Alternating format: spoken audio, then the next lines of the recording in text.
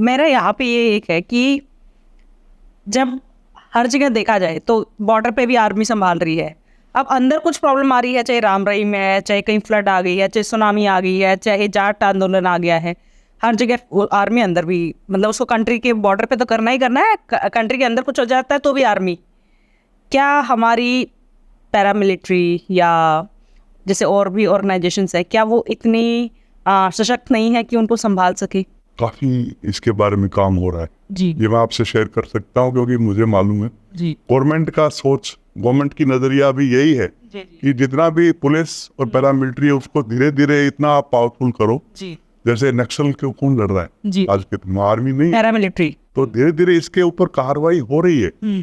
और कोशिश गवर्नमेंट का यही है कि मिलिट्री को धीरे धीरे सिर्फ बॉर्डर पे और बाकी लॉ एंड ऑर्डर की जो भी सिचुएशंस हैं उनको पैरामिलिट्री और सिविल पुलिस ये मिलकर के काबू करें। तो आपका सवाल बड़ा अच्छा है और यही इसी दिशा में अभी काम हो रहा है और पहले से और अभी में बहुत सुधार है।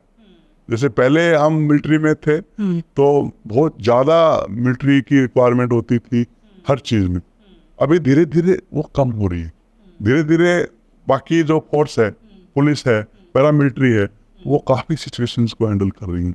इवन JNK में इसका सुधार हो रहा है। वहाँ पे भी जो पुलिस है वो इतना धीरे धीरे पावरफुल किया जा रहा है कि वहाँ भी हो सकता है आने वाले टाइम में। एक क्वेश्चन जो मेरे मन में आता है, जैसे अभी हस्बैंड LOC पे है तो ये मैं सोचती रहती हूँ कि एक दिन मैं उनके ऐसे ही देख रही थी कि कैसे काम क्या होता है, तो मैंने उनसे ऐसे 2-3 कि यहाँ पे क्या है, तो उनको हर चीज़ का पता है कि कहाँ पे क्या है, मतलब हर चीज़ डिटेल में है और कौन सी मूवमेंट सब कुछ पता है और बहुत स्ट्रिक्ट है।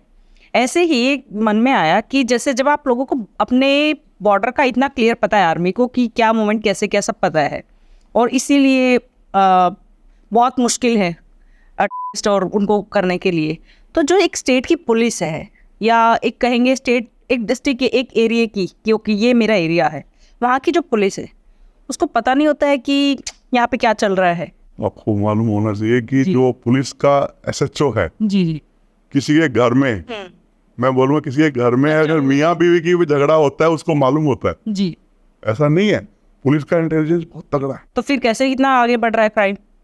वो क्राइम आगे बढ़ रहा है उसके कारणों में मैं नहीं जा रहा हूँ, लेकिन जो इंटेलिजेंस है जो पुलिस का, बट वो इंटेलिजेंस, वही तो मैं कह रही हूँ, किस काम की? वो जब हमारी इंटेलिजेंस आर्मी की तो इतनी वो स्ट्रांग है कि कुछ भी हो रहा है तो वो तो अलर्ट हो जाते हैं कि कार भी अगर गई है तो कैमरे में और पीछे लग जाते हैं।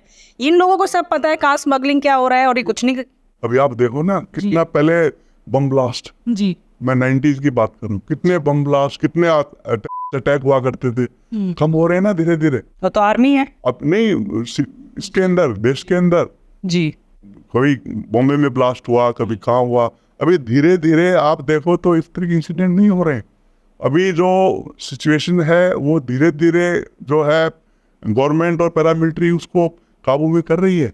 अभी सुधार है लॉ एंड ऑर्डर में, ऐसा नहीं बोलना कि भी लॉ एंड ऑर्डर का सुधार नहीं हो रहा है।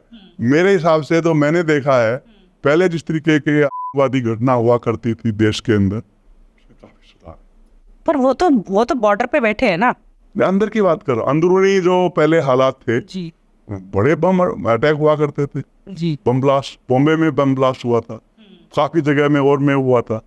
इस तरह की घटनाओं में काफी सुधार, काफी कुछ अभी सिचुएशन जो है ना वो जमीन पे काफी सुधार है पहले से और अभी।